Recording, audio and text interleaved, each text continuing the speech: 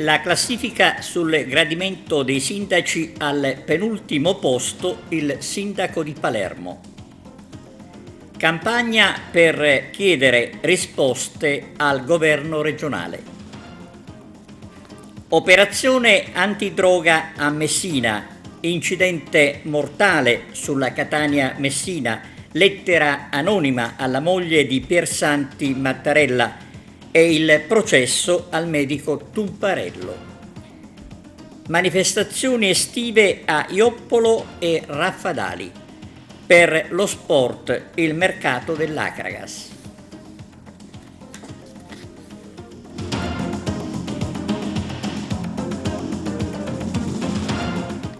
La classifica del Sole 24 Ore sul gradimento dei sindaci italiani pone il sindaco di Palermo Roberto Lagalla al penultimo posto, 80° assieme al sindaco di Roma Gualtieri.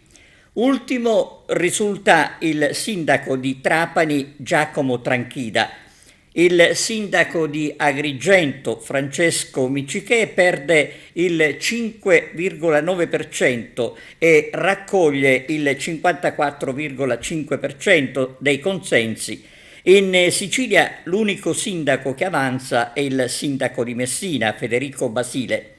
Perde consensi anche il sindaco di Enna, Maurizio Di Pietro.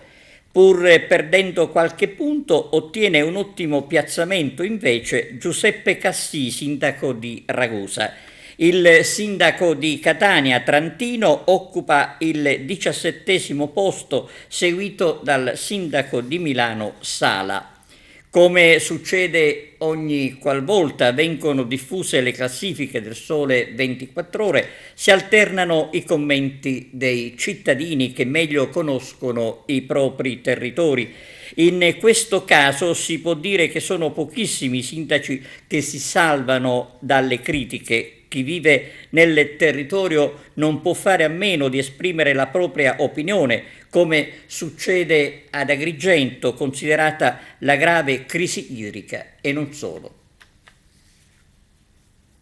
Cambiamo argomento: campagna della CGIL per chiedere risposte al governo regionale. Vediamo. Segretario, quale vuole essere il significato, il senso di questa iniziativa? Semplicemente fare riflettere il governo regionale che non basta indignarsi quando ci sono i morti nei cantieri, così come comprendiamo che per alcuni non va più testo il grande numero di malattie invalidanti. Io sfido la classe dirigente al governo a stare un giorno nei propri uffici senza aria condizionata, in maniera tale da capire cosa significa stare a mezzogiorno nei cantieri edili, così come nelle campagne. Noi chiediamo al Presidente Schifani di farsi carico attraverso un'ordinanza di invitare tutte le aziende a chiudere nelle ore calde. Superando i 35 gradi non è più umano consentire alla gente di lavorare. Ecco, semplicemente, visto che il Presidente Schifani non ha tempo di farsi spiegare di persona queste cose, attraverso questa manifestazione itinerante in tutte le 9 città provinciali della Sicilia, noi parliamo a Schifani che abbiamo accanto a noi. Quale vuole essere il senso di questa iniziativa? Oggi abbiamo dato un taglio ironico, ma è chiaro che stiamo affrontando un tema terribilmente drammatico, quello dello stress termico nei luoghi di lavoro. Siamo ad Agrigento. Stiamo per raggiungere i 35 gradi, alle 11 ci sposteremo a Caltanissetta e avremo già superato i 35 gradi, che è il limite previsto dalla legge per fermare le attività, ma le attività non le ferma quasi nessuno. Ecco perché noi stiamo da anni battagliando per alzare la sensibilità e cercare di far rispettare la legge.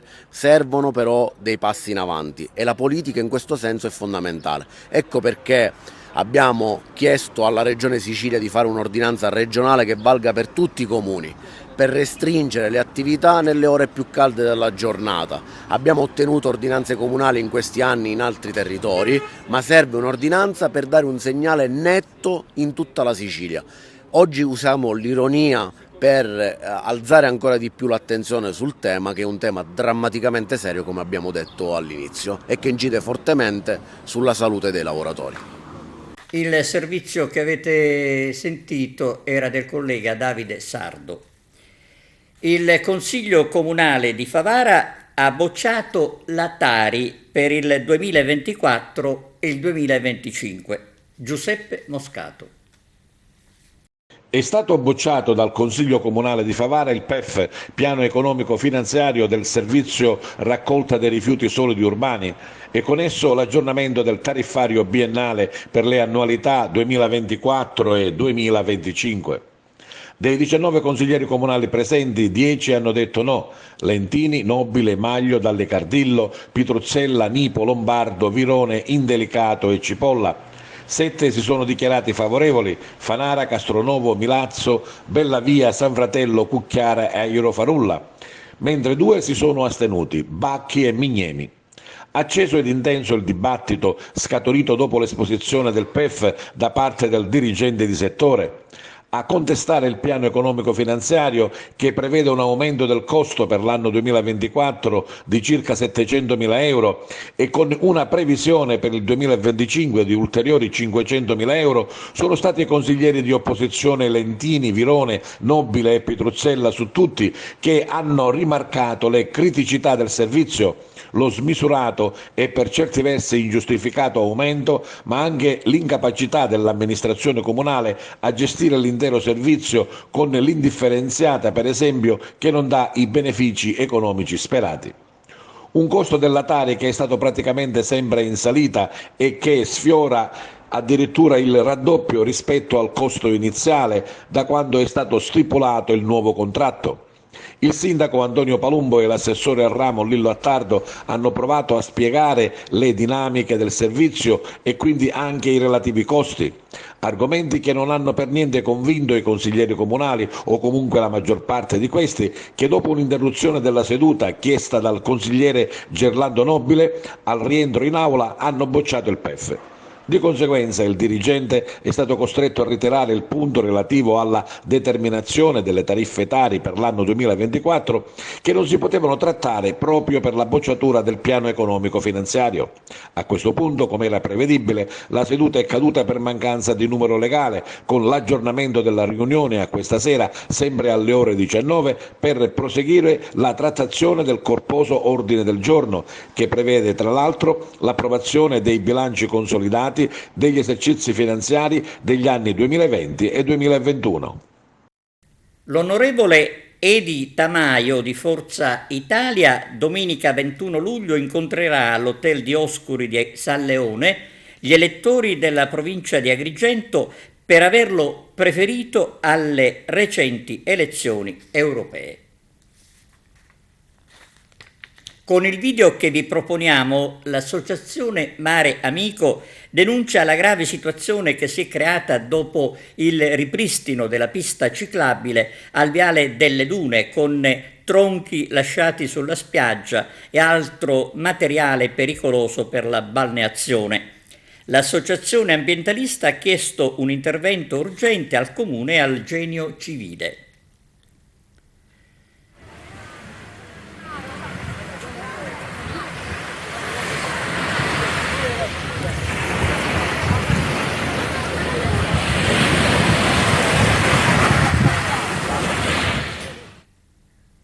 Sarà inaugurato questa sera alle 19 il nuovo percorso turistico Ipogeo del Vescovado, che servirà ad arricchire l'esperienza del percorso Arte e Fede Mudia.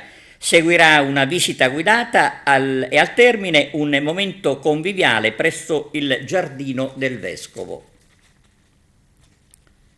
Il distretto turistico Valle dei Templi ha eletto come vicepresidente il sindaco di Montallegro Giovanni Cirillo. Le interviste. L'elezione di Giovanni Cirillo a vicepresidente della DMO ci inorgoglisce e ci rende felici.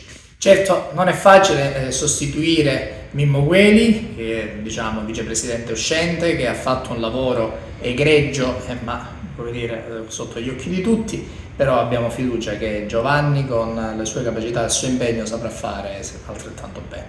In qualità del presidente del distretto turistico Valle dei Templi, Voglio ringraziare per il suo lavoro proficuo di questi anni l'architetto Mimmo Gueli, ex sindaco di Santa Elisabetta, vicepresidente dello stesso distretto. Lo ringrazio e lo saluto per il lavoro proficuo che lui in questi anni ha fatto, portando avanti proprio un lavoro promozionale dello stesso distretto.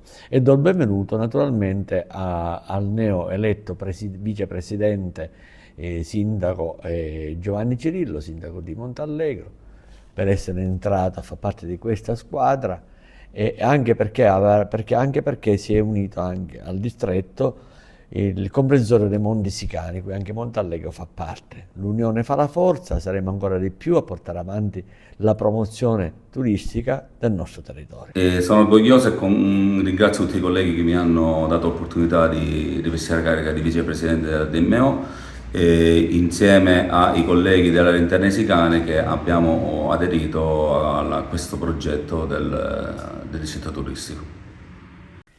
Visita oggi al carcere di Agrigento del segretario nazionale della UIL Polizia Penitenziaria, intervistato da Irene Milisenda.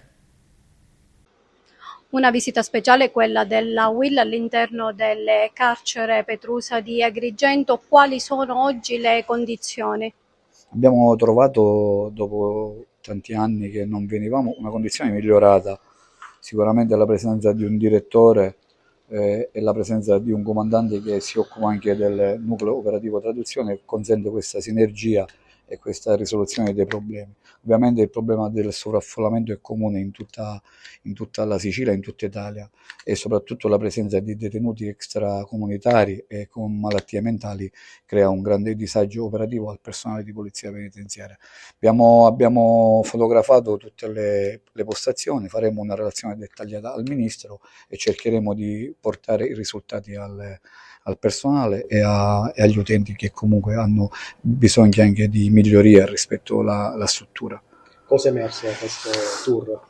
È emerso che forse tanti anni di inerzia da parte della politica, lo scotto che stiamo pagando di questi ritardi dell'attenzione delle carceri poi alla fine si ripercuotono sul personale. Speriamo che dopo gli slogan di questo governo che dicono di avere attenzione verso le carceri possiamo vedere un po' di luce. Noi attualmente stiamo vedendo solo slogan, però ripeto, la presenza di un comandante unico che si occupa sia del nucleo sia del reparto e un direttore H24 sta portando a un miglioramento sicuramente nella gestione dei detenuti, anche se le difficoltà comunque persistono e comunque sono difficili da risolvere da parte di questa amministrazione locale, ma c'è bisogno di sinergia tra provveditorato e dipartimento. Qual è lo stato di salute degli altri carceri? Guarda, io ho girato quasi tutti gli istituti, la manutenzione è ferma da un decennio, quindi la decadenza delle strutture non consente anche una detenzione dignitosa, ma soprattutto i posti di servizio dove operano i poliziotti sono diventati proprio ingestibili e soprattutto situazioni proprio di mancanza di salubrità dei posti di lavoro, cosa che dovrebbe essere al primo posto nell'agenda del datore di lavoro, ma senza soldi ristrutturazioni non si posso fare. Si parla anche tanto di suicidio all'interno delle carceri. Sì, noi questo come UIL Polizia Penitenziaria lo imputiamo anche alla carenza d'organico. Perché Ad Agrigento smart da tutta Europa, raduno a Piazza Marconi, Arturo Cantella. Sono arrivati da tutta Europa i 40 equipaggi a bordo delle loro auto, le piccole smart. Nello scorso weekend Agrigento è stata scelta come tappa finale tra le città che ospitano ogni anno l'evento. Gli equipaggi sono arrivati in piazza Marconi sabato pomeriggio, accolti dal sindaco Miccichè e dall'assessore Cantone e ricevuto la benedizione del rettore del santuario, don Gerlando Montana Lampo, quindi la cerimonia di accoglienza alla presenza dei tamburinara di Girgenti.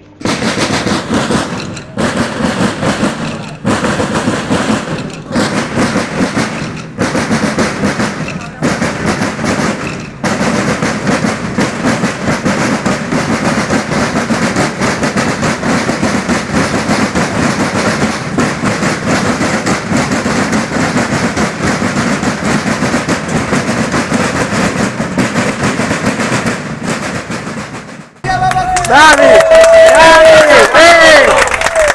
ragazzi dei Comune di Girgenti ci hanno dato il piacere e il privilegio di essere accolti ufficialmente nella festa, nei festeggiamenti del quasi patrono di Agrigento. Un santo di Agrigento ha nel cuore e nel proprio cuore accoglie le Sparte, il raduno internazionale di Sparta di Agrigento. Passo la parola al sindaco di Agrigento, dottor Francesco Miccichietti. Buonasera a tutti, il microfono non serve, siamo pochi. Che dire, Sant'Alogio l'ha colpito ancora. E questo è un miracolo che si perpetua negli anni, ogni anno noi rievochiamo questo evento e rappresenta tutto Agrigento, rappresenta quello che Agrigento sa fare, ci accogliere. È anche un messaggio di pace che noi diamo a tutto il mondo. I ragazzi qua dentro sono fantastici, ogni anno si moltiplicano perché ogni anno è nuove è una scuola fantastica, è un orgoglio perché loro vanno anche all'estero a rappresentarci e quando vanno all'estero a rappresentarci le informazioni mi arrivano, facciamo tutti bellissime cose. Che dire, io ringrazio anche Don Gerlando che si trova, ringrazio tutti i concessionari che hanno messo a disposizione questa meravigliosa platea di macchine, ma sono dei singoli. Il fulcro principale è sempre il nostro santo, San Calogero, e riesce sempre a fare miracoli. Uno fondamentale che sta facendo in quest'estate che non mi sta facendo sentire caldo, nonostante la cravatta. Quindi questo è che dire. Grazie a tutti, grazie ragazzi, grazie anche. E complimenti per queste vetture che avete perché sono veramente fantastiche. Io ne ho avuto una, nera. Ovviamente il minimo che potevamo fare era con questo bellissimo omaggio che ci avete fatto. A ricordo della nostra presenza qua, grazie.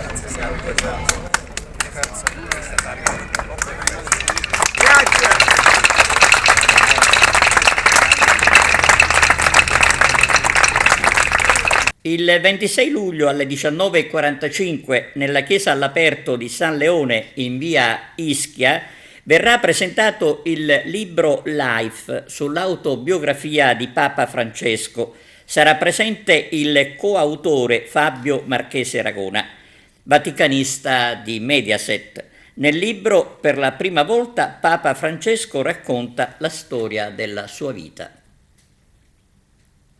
Veniamo alla cronaca. Operazione Penelope con 9 arresti per traffico di droga. Il servizio da Messina. Si chiama Penelope l'operazione dei carabinieri scattata all'alba del 16 luglio che ha portato a 9 arresti per associazione finalizzata al traffico di sostanze stupefacenti e detenzione e spaccio di stupefacenti. Con queste accuse a vario titolo i carabinieri della compagnia di Messina hanno eseguito un'ordinanza di applicazione della misura cautelare emessa dal GIP del Tribunale di Messina su conforme richiesta della Procura nei confronti di 9 persone, di cui 4 destinatari della custodia in carcere e 5 degli arresti domiciliari per aver gestito un grosso traffico di droga, soprattutto marijuana e hashish, ma anche cocaina.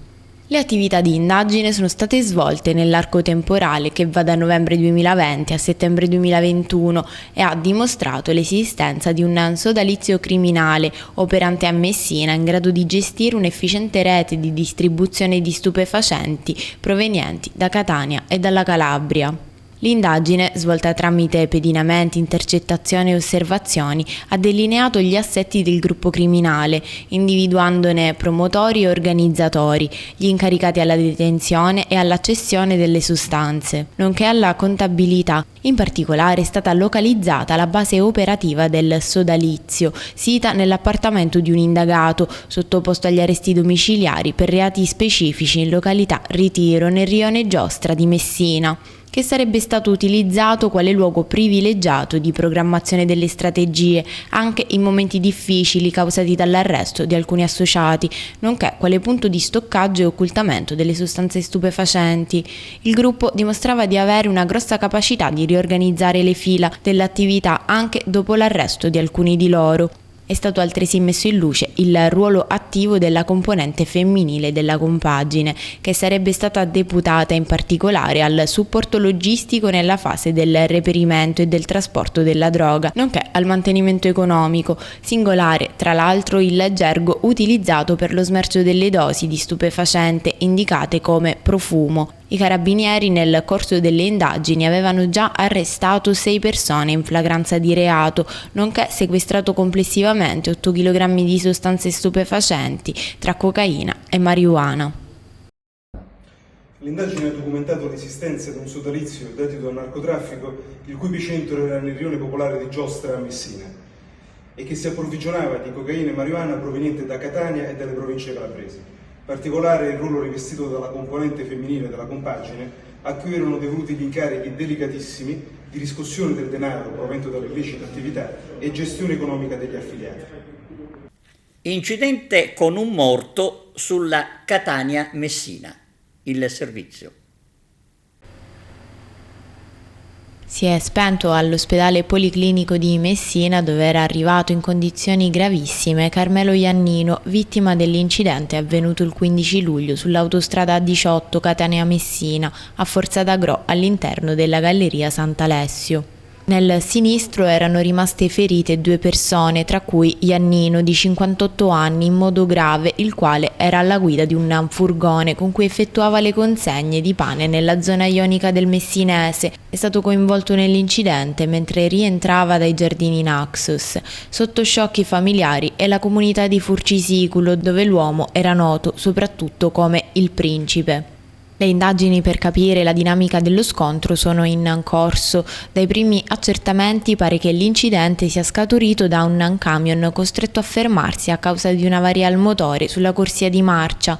Iannino non avrebbe fatto in tempo a frenare ed è stato travolto violentemente dagli altri 2 mezzi che sopraggiungevano. Nel tamponamento a catena è rimasto ferito in modo meno serio anche un altro automobilista. Quando sono arrivate le 2 ambulanze, le condizioni di Iannino sono apparse subito molto gravi. La corsa in ospedale non è servita a nulla. Ancora in prognosi riservata l'altra persona rimasta ferita nel sinistro. Sul posto sono intervenuti la polizia stradale di Giardini Naxos, 2 ambulanze del 118 da Letojanni e Taormina e i vigili del fuoco di Letojanni. I mezzi invece sono stati sequestrati, come avviene nei casi di incidente mortale. Lettera anonima alla vedova di Piersanti Mattarella sul nome del killer. Vediamo. Un foglio formato a 4 con 7 righe in cui un anonimo, come apprende l'ADN Cronos, scriverebbe il nome del presunto killer dell'ex presidente della regione siciliana Piersanti Mattarella, ucciso il 6 gennaio del 1980 sotto la sua abitazione a Palermo. I figli dell'ex presidente della regione hanno consegnato la lettera agli investigatori in attesa di ulteriori sviluppi. Sarà adesso la procura di Palermo, guidata da Maurizio De Lucia, a tentare di far luce su quanto riportato sul foglio. Unica certezza finora: a distanza di 44 anni non si conoscono i nomi dei killer che uccisero Piersanti Mattarella. Il presidente, considerato dalle carte a regola, è fratello dell'attuale capo dello Stato Sergio. Si conoscono solo i nomi dei mandanti, almeno quelli di Cosa Nostra. Ma cosa c'è scritto nella lettera? Lo riportiamo in parte. Cappuccio in testa, occhi color ghiaccio, passo ondeggiante, ballonzolante. Questa la parziale descrizione. Il giorno in cui venne ucciso Piersanti era senza scorta. Era appena salito in auto con la moglie Irma Chiazzesa e i figli Bernardo e Maria. Quell'anno l'Epifania cadeva di domenica. Il presidente della regione nei giorni di festa era solito lasciare liberi gli uomini che lo proteggevano. La vicenda giudiziaria sull'omicidio Mattarella è stata lunga, tortuosa, ma mai definitiva. Come mandanti sono stati condannati all'ergastolo i boss della commissione di Cosa Nostra, da Totorina a Michele Greco, con gli altri esponenti della cupola, da Bernardo Provenzano a Bernardo Brusca, Pippo Calò, Francesco Madonia, Antonino Geraci. L'inchiesta però non è riuscita ad identificare né sicari né presunti mandanti esterni che il giudice Giovanni Falcone pensava di aver individuato in Giusvà Fioravanti e Gilberto Cavallini, poi entrambi assolti. Nella lettera viene anche inviato l'identikit che era stato realizzato e che ha gli atti dell'indagine della procura. Anni 20-24, statura 1,65, capelli castano chiaro, bocca e naso regolari, una ricostruzione fotografica, insomma, del viso di colui che avrebbe ucciso Mattarella. Nel 2018 la Procura di Palermo ha riaperto l'inchiesta. Uno dei reperti del processo celebrato a Palermo, la targa di un'auto del comando che sarebbe stata divisa in due dagli autori del furto e una parte fu poi ritrovata in un covo proprio dell'organizzazione terroristica neofascista Denar. I figli del presidente non hanno mai parlato dell'indagine, a farlo sono stati poi i nipoti come Piersanti Mattarella, omonimo del nonno, che tempo fa all'ADN Kronos disse: a distanza di tanti anni dall'omicidio, nonostante ciclicamente il 6 gennaio vengano riportate notizie di stampa o indiscrezioni, non abbiamo alcuna notizia da parte della procura, nonostante si sappia dalla stampa che le indagini sono ancora aperte. Durante l'omelia dei funerali il vescovo di Palermo di allora, Salvatore Pappalardo, parlando dell'omicidio disse che fosse impossibile che il delitto venisse ascritto solo alla matrice mafiosa. 2 giorni dopo il delitto, l'8 gennaio, l'allora ministro dell'Interno Rognoni parlò di una complicità operativa tra criminalità organizzata e terrorismo. La stessa visione venne poi espressa nel dibattito successivo da Pio La Torre, una impostazione seguita anche da Giovanni Falcone, che condusse la sua ultima indagine importante proprio sull'omicidio Mattarella. Una luce su quanto accaduto potrebbe arrivare dalla istituzione di una commissione d'inchiesta, come auspica anche da tempo il sostituto procuratore generale presso la Corte di Cassazione ed ex presidente del Tribunale di Palermo Antonio Balsamo. Credo che i tempi possano essere maturi, soprattutto per la ricostruzione storica condivisa su questa drammatica stagione del terrorismo mafioso, una stagione che per fortuna appartiene al passato, ma che è comunque importante ricostruire in maniera completa, perché ci sono vaste zone d'ombra su cui sarebbe fondamentale fare piena luce. Messina Denaro, il processo al medico Tampurello. Altri testi citati dalla difesa sono stati ascoltati in tribunale a Marsala nel processo al dottor Alfonso Tumbarello, 71 anni, ex medico di base di Campobello di Mazzara, imputato per concorso esterno in associazione mafiosa e falso in atti pubblici per aver redatto numerosi certificati medici a nome di Bonafede Andrea, classe 63, per consentire così al capo mafia castelvetranese, deceduto all'Aquila il 25 settembre 2023, di potersi curare. Dopo i 3 medici oncologici della clinica privata La Maddalena di Palermo, nell'ultima udienza è stato il turno di un altro medico, il dottor Oliva, e di un esperto informatico forense, l'ingegner Reale. Quest'ultimo in particolare è stato chiamato a riferire su quanto ha trovato sul computer, sul telefonino del dottor Tumbarello con riferimento alle prescrizioni mediche. Oliva ha invece parlato del comportamento deontologico come medico dell'imputato e sulla correttezza degli adempimenti clinici. Parti civili, lo ricordiamo, sono l'Ordine dei Medici della provincia di Trapani, l'Associazione Anti-Racket e Anti-Usura di Trapani, entrambi rappresentati dall'avvocato Giuseppe Novara, l'Associazione Antonino Caponnetto, avvocati Alfredo Galasso e Mariella Martinciglio, i comuni di Campobello di Mazzara e di Castelvetrano. È la prima volta che l'Ordine dei Medici di Trapani si costituisce contro un proprio iscritto. PM Gianluca De Leo, sostituto procuratore della DDA. Il dottor Tumbarello è stato ascoltato lo scorso 10 giugno. Non ho mai visto Matteo Messina Denaro, ha affermato in quell'occasione. Se l'avessi visto sarei andato subito dalle forze dell'ordine. Non potevo immaginare che un mio paziente avesse ceduto alla sua identità, tradendo il rapporto di fiducia tra medico e paziente stesso. Linea alla regia per la pausa pubblicitaria, torniamo tra poco. Manifestazioni estive a Ioppolo Giancazio, l'estate gira a colori. Vediamo con Arturo Cantella. Al via l'estate ioppolese dal 17 luglio al 17 agosto, tanti eventi con l'immancabile appuntamento della Sagra del Melone Giallo, ma tante altre iniziative. Sindaco. Io sono felice di presentarvi il programma dell'estate ioppolese. Questa stagione rappresenta un'opportunità per celebrare la cultura, il divertimento e la tradizione. Per quanto riguarda gli eventi culturali, inizieranno in concomitanza con l'inizio dell'estate ioppolese il 17 luglio con la presentazione del libro di Carmelo Sardo. Riproponiamo due temi attuali e di importanza fondamentale, che sono quelli contro la violenza delle donne e il tema dell'immigrazione. Abbiamo momenti di divertimento dove ci saranno musica dal vivo, serate danzanti e tanto altro. Abbiamo il centro della nostra estate, è la 23esima edizione della Sagra del Melone Giallo, che per noi rappresenta il cuore e l'anima della nostra identità locale. La Sagra del Melone Giallo non è solo la degustazione del semplice melone, ma proponiamo una serie di menù, un menù abbastanza ampio che viene cucinato dal nostro chef lombardo.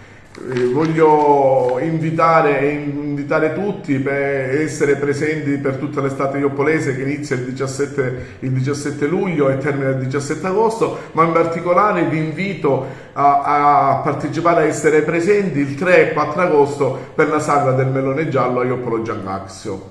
Ringrazio tutti coloro che hanno contribuito alla redazione di questo bellissimo programma dell'estate ioppolese e vi rinvito a tutti voi per quanto riguarda ad essere presenti per la bellissima estate ioppolese. Assessore, il comune di Ioppolo quest'anno ha avuto un riconoscimento significativo da parte del Ministero, il viaggio verso le tue radici. In cosa consiste questo riconoscimento? Sì, si tratta di un finanziamento da parte del Ministero degli Esteri rivolto agli emigrati che ritornano nel proprio luogo di nascita, delle radici, alla riscoperta delle tradizioni e di tutti quegli eventi che ci sono, che si celebrano in quel paese.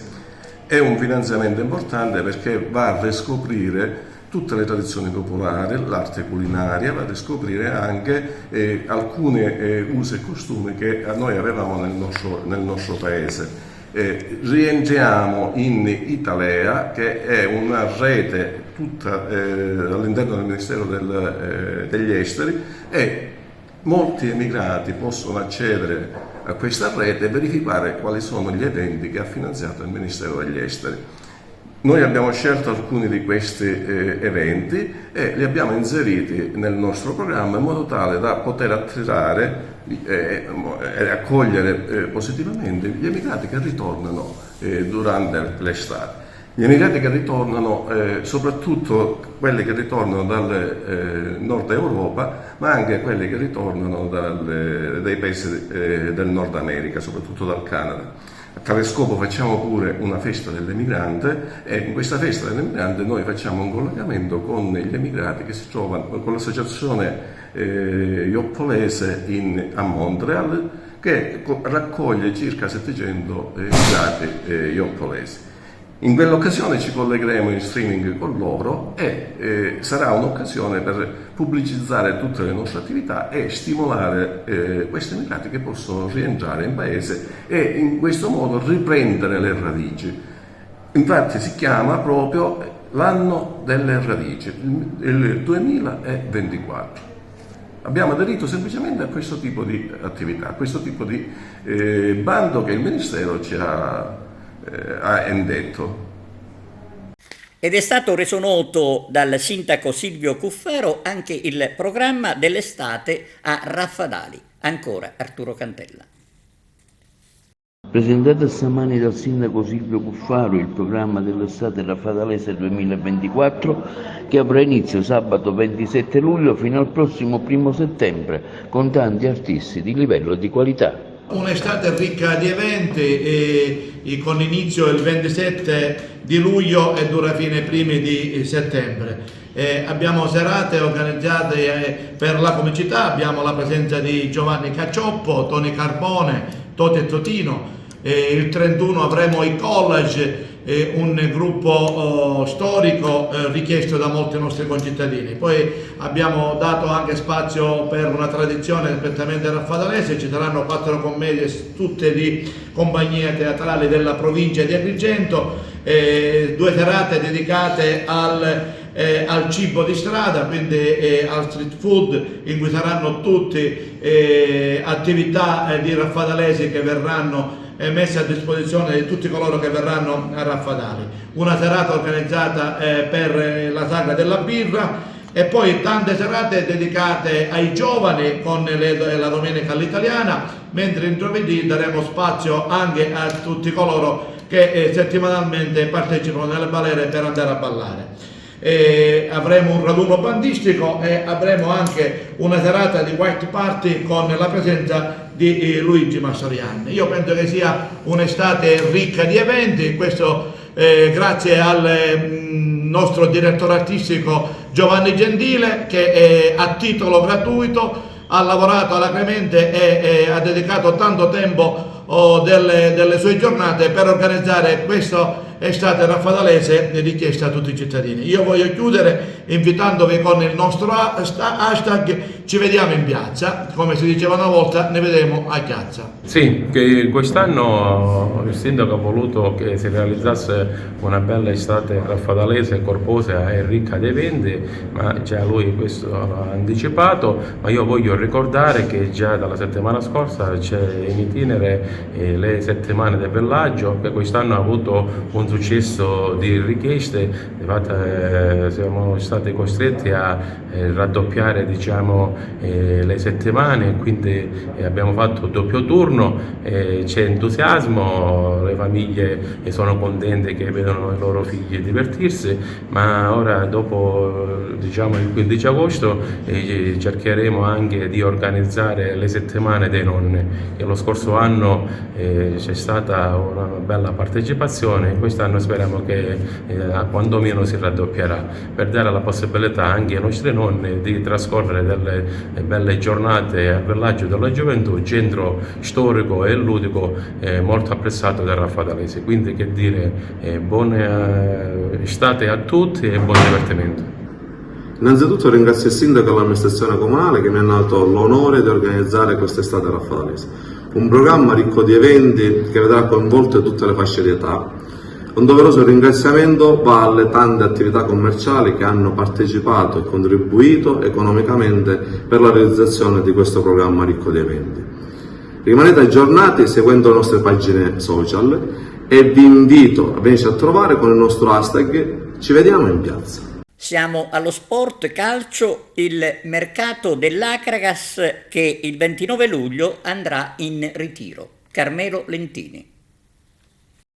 Lunedì prossimo 29 luglio l'Acragas del neotecnico Lillo Bonfatto inizierà la fase di preparazione in sede, anche per preparare la prossima stagione di Serie D 2024-2025. La data dovrebbe essere ufficializzata a giorni dopo il completamento della rosa dei calciatori, che verrà molto presto completata. Si tratta di giorni molto frenetici, con l'intero staff tecnico pilotato dal DS Peppe Cammarata alle prese con un calciomercato irto di difficoltà e di operazioni un po' complesse e delicate. Ma vediamo quali sono stati gli ultimi movimenti di mercato biancazzurro. L'Acragas ha blindato la difesa con il portoghese Joao Silva, un difensore che ha accumulato molte presenze tra Serie C e D. È arrivato in Italia tramite la Juventus nella stagione 2014-2015, il quale lo ha rilevato dal Portogallo, poi il passaggio all'Udinese nella stagione 15-16 e poi parecchi anni nel sud Italia con la Primavera del Palermo, Messina e Fasano in Serie D, oltre alle esperienze in Serie C con Trapani e Bisceglie. Inoltre alla corte di Lillo Bonfatto arriva il mediano Scuola Regina Mattia Sofraix, San Luca e Gioiese, un classe 2005. che all'età di 15 anni ha esordito in eccellenza con la maglia del Gallico Catona. Lo scorso anno ha regalato la prima vittoria in campionato alla Gioiese, segnando all'esordio contro il Locri. In totale ha collezionato 60 partite in eccellenza e 30 in D tra il Gioiese e San Luca, dove in 18 partite ha realizzato 3 reti. Parallelamente si continua ad andare avanti con la linea giovani e in questo senso si riconferma un ragazzo del proprio vivaio. Si tratta di Giovanni Di Stefano, più volte convocato nella rappresentativa nazionale juniores di Serie D. Con lui anche il centrocampista Rodolfo Sinatra, classe 2002, con precedenti con Canicattìci, Cittanovese, San Luca, San Cataldese e Licata. Sinatra è cresciuto nel settore giovanile del Palermo e del Mantova. Infine, in queste ultime ore, altri 2 centrocampisti vanno ad arricchire la rosa bianca-azzurra. Pietro Santapaola, messinese purosangue, cresciuto calcisticamente nel Messina Sud. Si tratta di un classe 2003, ha indossato diverse casacche, tra le quali Catania, Cosenza, San Luca, Licata, Ciriale, Cavorrano, Trapani e Siracusa. E inoltre arriva Francesco Meola, anche lui classe 2003, centrocampista centrale, napoletano purosangue, in passato con Cittanovese e Ragusa, e proveniente dal Treviso, squadra che ha militato nella Serie D. E con lo sport è tutto, grazie per la vostra attenzione e arrivederci.